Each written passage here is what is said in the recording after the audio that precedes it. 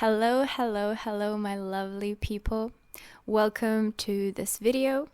Today we're going to talk about food and why it becomes an addiction after trauma. And what does that actually mean? Okay. Again, I'm Aleksandra. I'm from Serbia, and my channel is all about normal, healthy human living and healing. So hope you're going to find this video today very useful, because that's what I hope to do with my videos. Okay. So imagine you being a kid, because probably if you clicked on this video, there's something that resonated with you. If you're a kid and something traumatic happens and you experience trauma, what exactly are you going to do with that? What? So trauma hits, and then what? Same goes for the adults who experience like some crazy big negative impact on their life, and they're not equipped to deal with it. So what are they going to do? All right?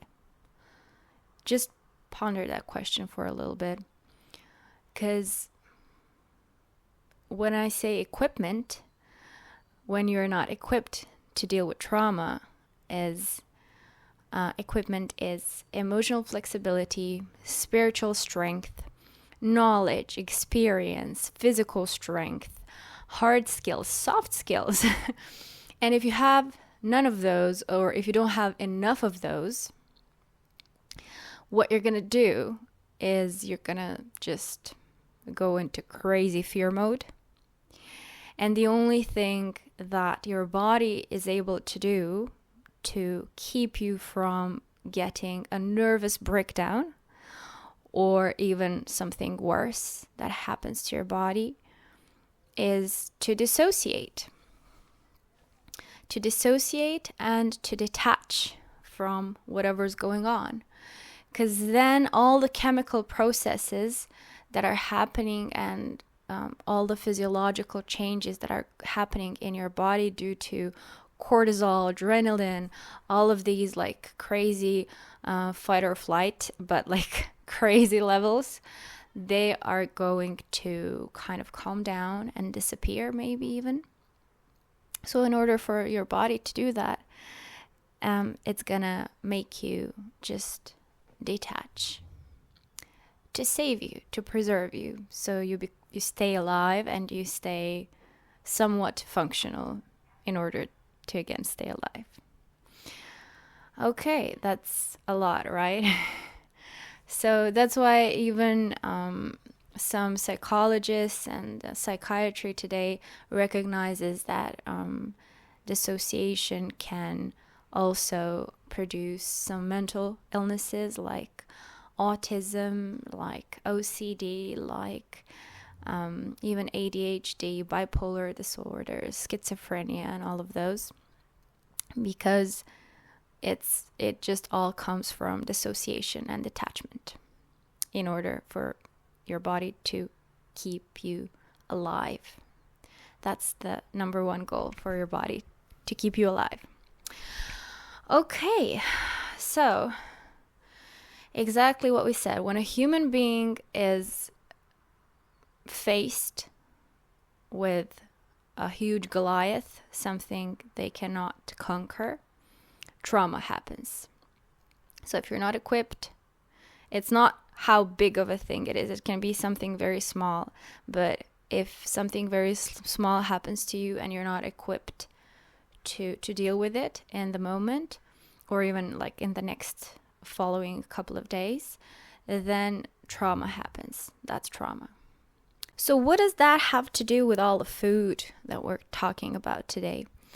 Well, it has to do with the food, because as I said, for a couple of days, if you're still not able to process whatever you're supposed to process, and if you don't have the necessary equipment, and you don't find a wise person around you to help you go through it, and you don't share, then your body has to kind of make you stay in that dissociation, detachment. And how is it going to do that? But the only way to make you do that is to kind of create some kind of addiction. So is it overworking? Is it drugs? Is it gambling? Is it whatever it is? It's supposed to keep you detached from the trauma. And sometimes this addiction can be food. But how, you might wonder? How can food become addiction? It's not you're going to be cooking all the time and eating all the time, right? But some of our food that we eat contains these things called opioid-like compounds. And these compounds actually activate your opioid centers in the brain. And it can feel like you're a little bit on drugs. Certain foods contain these opioid-like compounds. And number one, the biggest one, is dairy. Dairy has these things called casomorphins.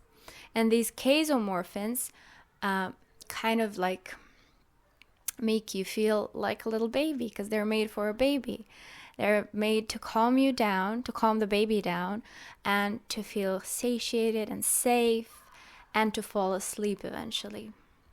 So it does the same thing to grown-up humans, but it's not made for us.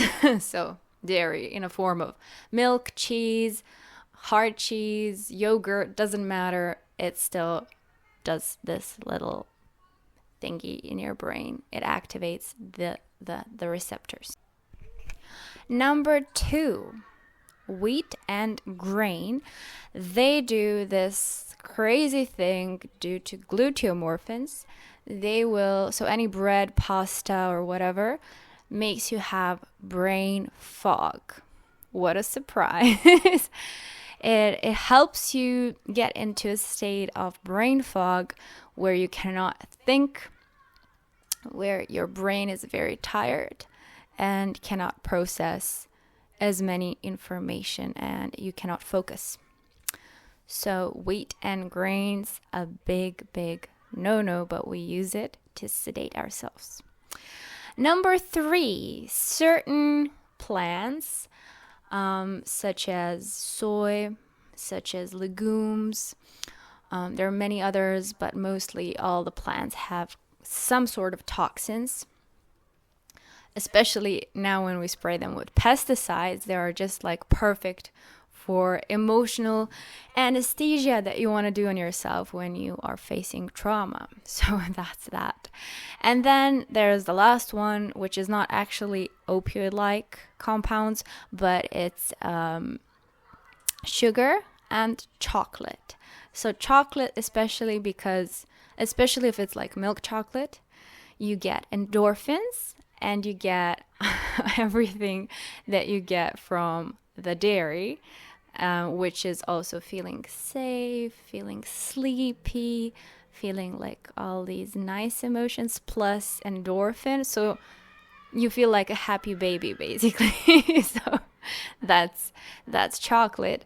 And on the other hand, we have sugar, and it has these mechanisms in your body and brain to make you feel happy, and you get dopamine, and so you kind of like avoid all the negative emotions that you might face. So that's a lot, isn't it? It's like most of our food is there to help us sedate ourselves. The only food that doesn't do that is meat and eggs. Those are the only two things that don't produce any kind of these mechanisms. And now when you know this, I don't know, maybe you've learned about this before, maybe you've heard of this before, but it is what it is. And this is a mechanism, actually, that our body develops to keep us safe, as we said, to keep us alive and to keep us functional. It's not very concerned with your well-being and peace. It is there to save your soul as well, but that's another topic. But it just wants you to stay alive by keeping this trauma under the surface of consciousness. So yeah, so the conclusion is that addiction is not the problem, isn't it? It's just a coping mechanism. It's a mechanism that you are using unconsciously. But now when you're conscious of this, and now when you're a grown-up probably, and when you've learned many, many things on your way of healing, right? Now when you're wiser and you are equipped better than when you were a kid or a teenager or even an adult, you might have still kind of avoid all of this because you know all of this. You've heard all of these things many, many times probably. And now you want to just still avoid them. You want to still eat whatever you want to. You want to still stay addicted and have your evening pasta to calm you down, to bring you joy. I mean, I talk like this because I used to do that, so yeah. But you do all of this because you're still somewhere afraid that you're not ready to face the Goliath. But you are, because your subconscious knows and your body knows that when you start removing the opioids, the addictions, a lot of things are going to resurface. What's going to resurface is anger, sadness, disappointment, frustration. But frustration is like a mix of anger and restlessness, kind of, and like not knowing how to cope with something. But now when you're older and wiser, you know how to cope with anger. If you don't, you can watch my other videos or other videos on YouTube. There's so much free knowledge nowadays. But you're ready. Don't be afraid of that. Now you are ready. When you're angry, you're just going to go for a run, or you're just going to be angry. You're not going to stop feeling angry. And you're not a kid anymore. You're not a teenager anymore. And you can take care of yourself. So I invite you to be kind to yourself, to be kind to your body, and to just think after this video, what is the layer of coping mechanisms of addictions that you're gonna just remove from your life that you don't need. Okay, thank you for watching this video. If you want to watch more, please subscribe, like the video, you know, all the drill. And I wish you all the best on your next venture to health. And God bless. Lots of love.